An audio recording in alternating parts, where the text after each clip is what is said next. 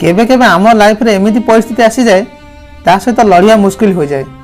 हालत आमर एमिति हो जाए जेमिति लगे सबकिछि चलीगला आम जीवन रु। जुआडे देखले आमको अंधार अंधार देखा जाए, किछि बुझी हुएनी एमिति परिस्थिति आमे करिबा कोन। केते थर तो एमिति परिस्थिति रे आमको क्विट करबा को मन हुए। परिस्थिति आमर जहाँ भी हेउ गोटे कथा सब मन रखिए, ए समय दिने चली जीवो, भल दिन हेउ नहले खराब दिन हेउ। आपन कौन चाहउछंती, गोटे भल जीवन कि गोटे खराब जीवन? जेतेबेले आपन रास्ता को बाहरिबे लोक माने आपन को इग्नोर करिवे, कि जेतेबेले आपन रास्ता को बाहरिबे लोक मान को नजर आपन को ऊपर रहिबो।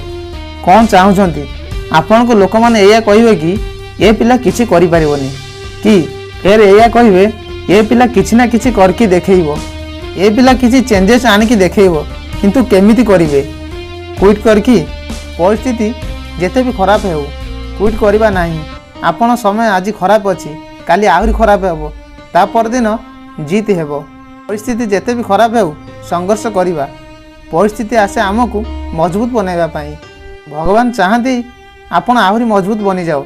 सेथिपई आपनक साथीरे किछि ना किछि खराब हेउथाय, खाली आपनक साथीरे नुहे, ए दुनिया सब मनुष्य सहित किछि ना किछि एमती खराब हेउथाय। ए प्रकृतिर नियम, आमे एथिरे किछि करि परिबा नाही। हमर कोन कर्तव्य, आमे सब टाइम रे एक्टिव रहिबा। परिस्थिति जहाँ भी हेउ। मु आपनको गोटे छोटिया कहानीटी कहूची। गोटे दिन बायोलॉजी की टीचर तांको स्टूडेंट को गोटे पक्षी विषय कही आ प्रैक्टिकल देखाइथिले कि गोटे अंडारू पक्षीटी केमिति बाहर को बाहरुची। तो टीचर कहले केही भी स्टूडेंट ए पक्षी को हेल्प करिवो नाही। एकथा कही टीचर सेठार चली गले। सेठी जेते भी स्टूडेंट थिले सबु ध्यान से अंडारू बाहर थिया पक्षी को देखु थांती। ता भितरु जने स्टूडेंट को से पक्षी ऊपर दया आसिला। से स्टूडेंट चढ़ई को अंडारू बाहरिबारे हेल्प कला, आउ सफल हैला। से चढ़ई को बाहर को बाहरी आसिला, आउ से स्टूडेंट पाई से चढ़ई को किसी संघर्ष करने को पड़िलानी, कि अधिक परिश्रम करने को पड़िलानी। अंडारू बाहर को बाहरी आसिला, किंतु से चढ़ई किछि समय पर मरीगला।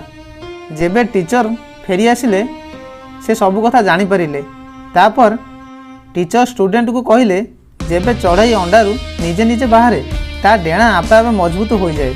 यह ही प्रकृतिर नियम। से पक्षी को हेल्प करिकी स्टूडेंट चढ़ई को संघर्ष करबा पाई मौका देलानी। शेष रे यही परिणाम हैला कि किटी मरीगला। संघर्ष जीवन, संघर्ष आपन को मजबूत बनाए। इंग्रेजी कहा जाए नो पेन नो गेन।